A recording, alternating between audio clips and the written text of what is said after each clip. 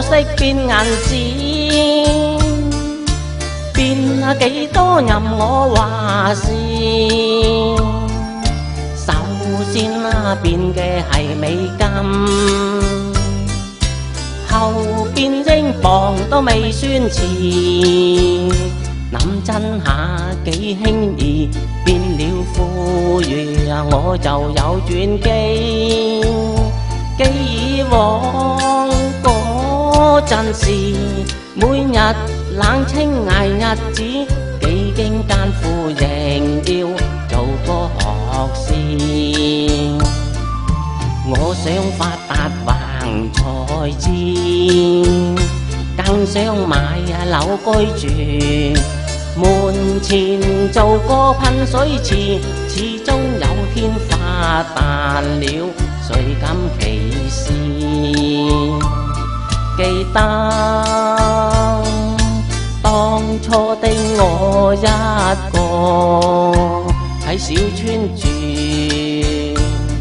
平時又冇好際遇，多處不捨言，我只有死撐住，去擺街邊當賣報紙。邊個知世間何用才智？有了錢就會多多本事。我若有彩雲知，人能賺到300萬，有錢搞生意，有日領風騷，地位更高時，認真為誰我就有名聲榮譽。好彩小事立定大志，念父為教養小兒，另聘請多老師教我識字。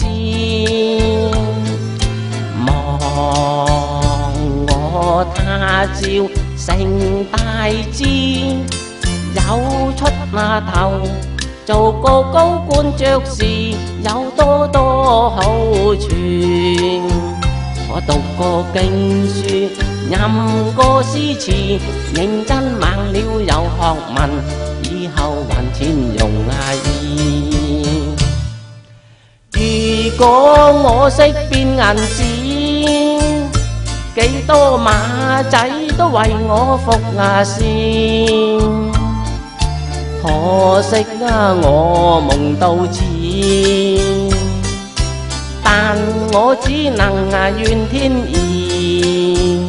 雖則有本事，工作壓力擾亂我心思。望神仙勸靈，就有可能闖出幾番偉業，就變有錢才智。